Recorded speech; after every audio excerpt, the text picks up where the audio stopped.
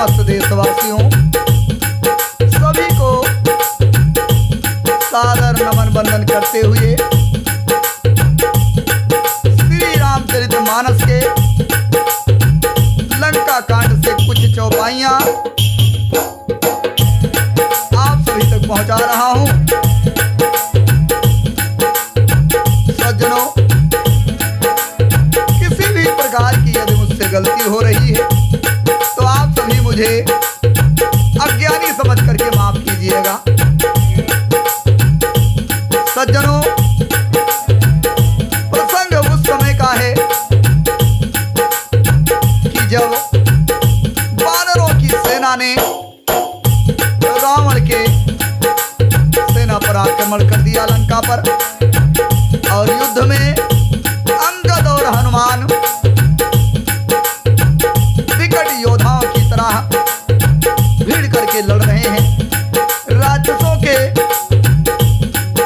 सिरों को तोड़ करके फेंक देते हैं, वे जाकर रावण के सामने गिरते हैं और ऐसे फूटते हैं मानो दही के मटके फूट रहे हों। तुलसीदास जी ने लिखा है, आप सभी सुनिए।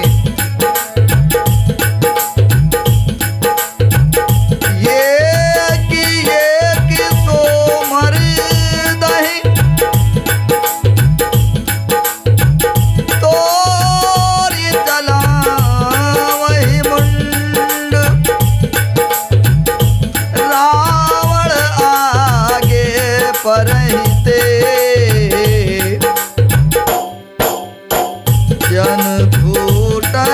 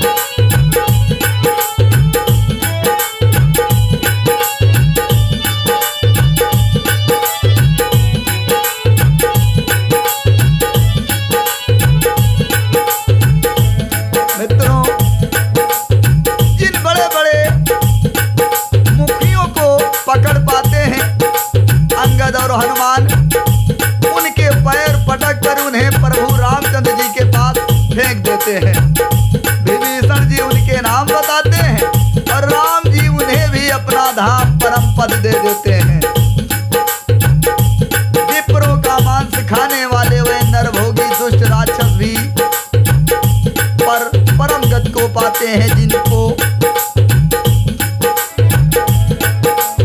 योगी संत जन मुनि जन बहुत ही योग से प्राप्त कर पाते हैं। शिव जी कहते हैं, हे पार्वती, राम जी बड़े ही कोमल हृदय और करुणा की खान है। वे सोचते हैं कि राक्षस मुझे अगर मेरा भजन नहीं करते हैं तो मेरा दुश्मनी में ही अगर नाम लेते हैं तो भी इनको मुक्ति देना चाहिए। ऐसा हृदय में जान करके वे उन्हें परम गति मोक्ष देते हैं।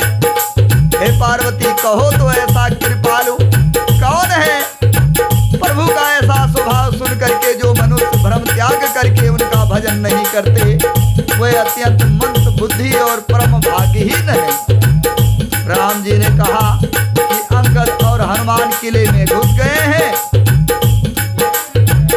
दोनों वानर लंका में विध्वंस करते कैसे शोभा देते हैं, जैसे दो मंदराचल पर्वत समुद्र को मथ रहे हैं। भुजाओं के बल से शत्रु की सेना को कुचल कर मसल कर फिर दिन का अंत होता देखकर हनुमान और अंगद दोनों कूद पड़े और थकावट सहित रहित होकर के वहां आ गए जहां भगवान रामचंद्र जी सेना सहित विराजमान थे। तुलसीदास जी ने पुनः लिखा है मित्रों, प्रभु पद कमल, प्रभु पद कमल शीस दिन राय, देखि सुभट रघुपति मन भाए, राम कृपा करि जुगल निहारे, भय विगत श्रम परम सुखाए।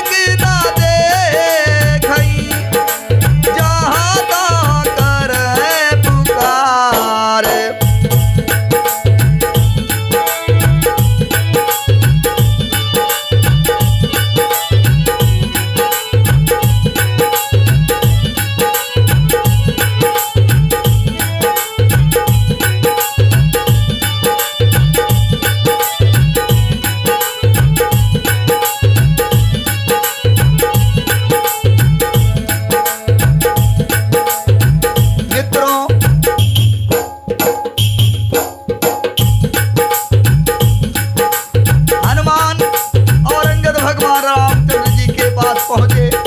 उन्होंने प्रभु के चरणों में सिर नवाया। उत्तम योद्धाओं को देखकर ही रामचंद्र जी मन में बहुत ही प्रसन्न हुए।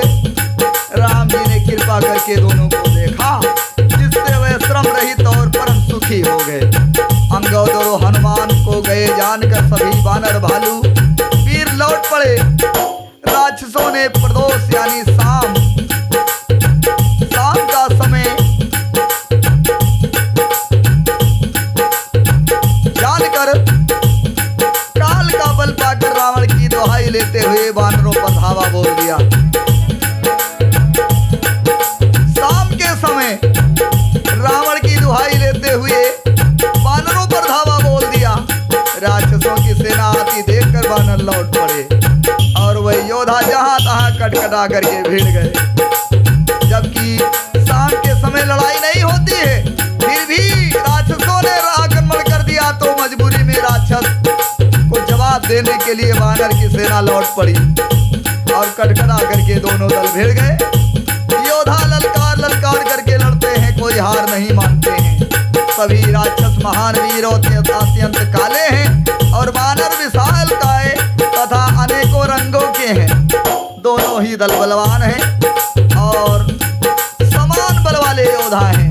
वे क्रोध करके लड़ते हैं और खेल करते हैं, वीरता दिखाते हैं।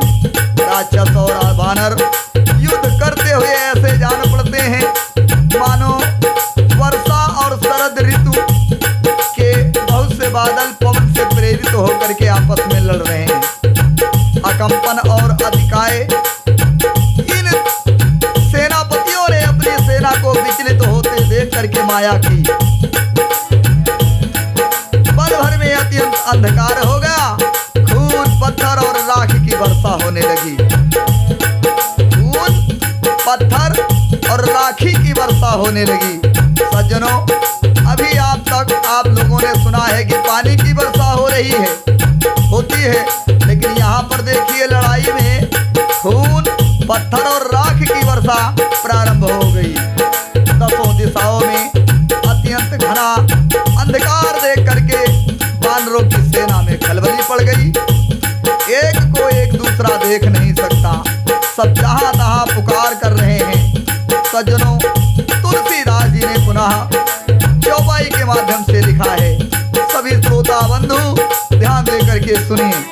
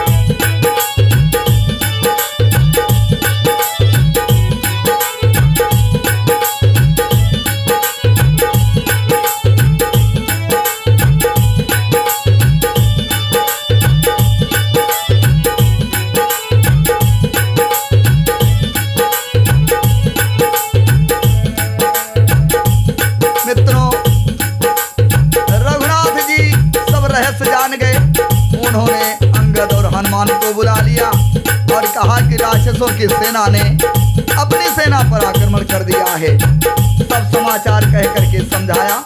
सुनते ही वह दोनों कपिश्रेष्ठ क्रोध करके दौड़ पड़े। कौन? अंगद और हनुमान।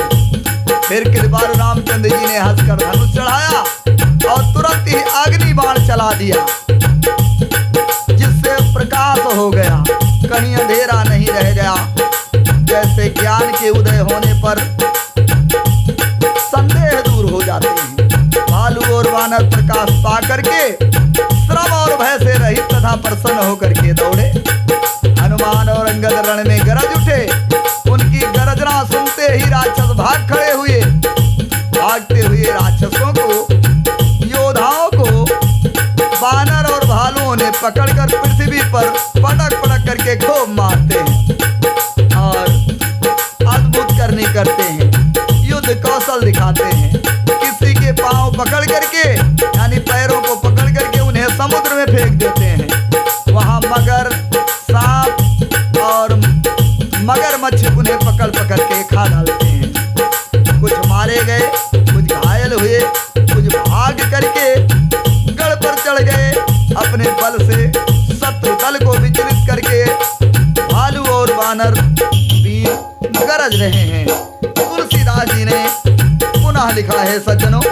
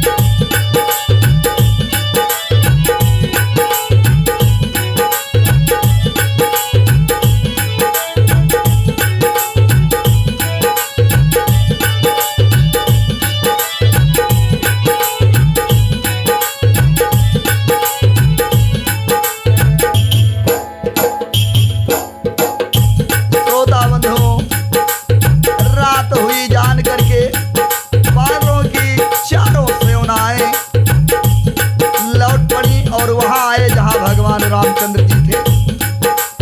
राम जी ने ज्यों ही सबको कृपा करके देखा, त्यों ही ये बानर श्रम रहित तो हो गए, यानी सबकी थकावट दूर हो गई। और उधर लंका में रावण ने मंत्रियों को बुलाया और जो योद्धा मारे गए थे उन सबको सबसे बताया और कहा, बानरों ने हमारी आधी सेना को मार डाला है। रावण ने कहा, अब शीघ्र ही बताओ क्या विचार किया जाए, क्या उपाय करना चाहिए।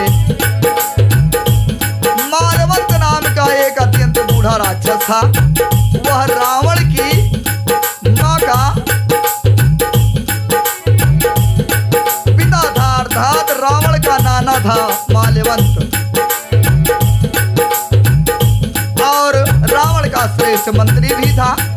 वह अत्यंत पवित्र और नीत के वचन बोला। जब रावण ने पूछा क्या विचार किया जाए, तो रावण के नाना माल्यवंत ने कहा कि हे बेटा, कुछ मेरी बात सुनो और इसको मानो। रावण ने कहा, नाना जी क्या है? तो माल्यवंत ने कहा, जब से तुम सीता जी को हर लाए हो तब से इतने अपशकुन हो रहे हैं कि जिसका वर्णन किया जाना मुश्किल है। वेद पुराणों में जिनका यश गाया गया है, उन रामचंद्र जी के विमुख होकर के किसी ने सुख नहीं पाया है। जैसे भाई हिरण्याकश्यप सहित हिरण्याक्ष को और बलवान मधुकैटभ को जिन्होंने मारा था, वही कृपा के सिंधु भगवान विष्णु जी राम के रूप में अवतरित हुए हैं, जो काल स्वरूप हैं। दुष्टों के समूह के वन रूपी समूह को भस्म करने वाले अग्नि हैं, गुणों के धाम हैं और ज्ञान के साधन हैं। शिव जी और ब्रह्मा जी जिनकी निरंतर सेवा करते हैं, उनसे कैसा बैर है। रावण को समझा करके माल्यवंत ने इस प्रकार कहा, और माल्यवान ने कहा क्या, चौपाई के माध्यम से तुलसीदास जी ने लिखा है, आप सभी सुने।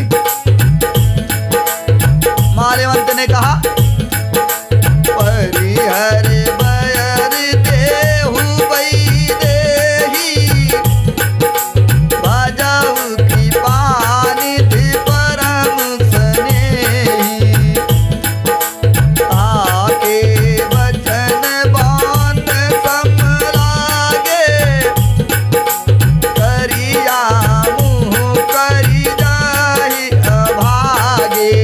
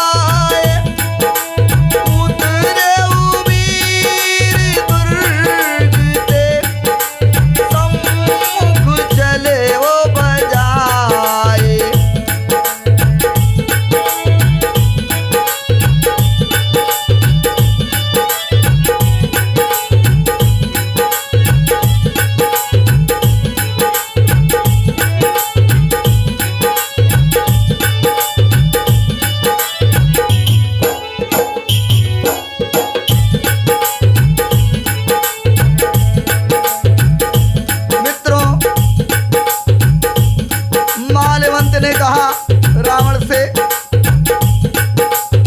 कि हे तात,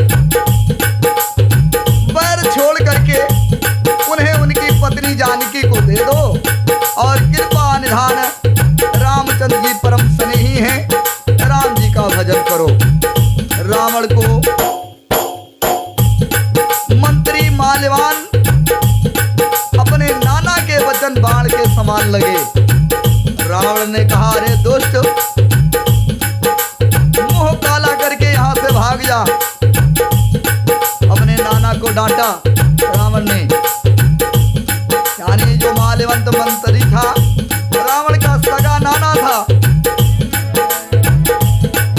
कहने लगा रावण की तू बूढ़ा हो गया है, नहीं तो तुझे मार ही डालता। अब मेरी आंखों को अपना मुंह न दिखलाना कभी। रावण के वचन सुन करके माल्यवान ने अपने मन में ऐसा अनुमान किया कि इसे कृपा निधान रामचंद्र जी अब मारना ही चाहते हैं, इसीलिए इसकी बुद्धि में कोई बदलाव नहीं आ रहा है। वह रावण को दुर्वचन कहता हुआ उठ करके चला गया। तब मेघनाथ रावण का जो बड़ा लड़का था क्रोध पूर्वक बोला कि सवेरे मैं अपनी करामात दिखाऊंगा, आप सभी देखना, मैं बहुत कुछ करूंगा, थोड़ा क्या कहूं। अपने लड़के मेघनाथ के वचन सुन करके रावण को कुछ भरोसा आ गया। उसने प्रेम के साथ उसे गोद में बैठा लिया और विचार करते ही करते सवेरा हो गया। वानर फिर चारों ओर दरवाजे पर आकर के युद्ध करने के लिए खड़े हो गए। सवेरा होते ही वानरों ने क्रोध करके दुर्गम बहुत बड़े किले को यानी रावण की नगरी को घेर लिया। नगर में बहुत ही कोलाहल यानी शोर मच रहा है। राक्षस बहुत तरह के अस्त्र शस्त्र धारण किए दौड़े और उन्होंने किले पर से पहाड़ के शिखर ढहाए। उन्होंने पर्वतों के करोड़ों शिखर ढहाए। अनेक प्रकार के गोले चलने लगे। वे गोले ऐसा ठहराते हैं जैसे वज्रपात हुआ हो, बिजली गिरी हो, और योद्धा ऐसे गरजते हैं मानो प्रलय काल के बादल मंडरा रहे हों, गरज रहे हों। विकट वानर योद्धा भिड़ते हैं, कट जाते हैं, घायल हो जाते हैं, उनके शरीर जर्जर यानी चलनी हो जाते हैं। तब भी वे लौटते नहीं हैं, हिम्मत नहीं हारते हैं। वे पहाड़ उठाकर उसे किले पर फेंकते हैं। राक्षस जहां के तहां होते हैं वहीं मर जाते हैं। मेघनाथ ने कानों से ऐसा सुना कि वानरों ने आकर फिर से किले को घेर लिया है। तब वह वीर किले पर उतरा, डंका बजाकर उनके सामने चला जहां पर वानरों की सेना थी। सज्जनों, आज का प्रसंग यहीं पर समाप्त कर रहा हूं।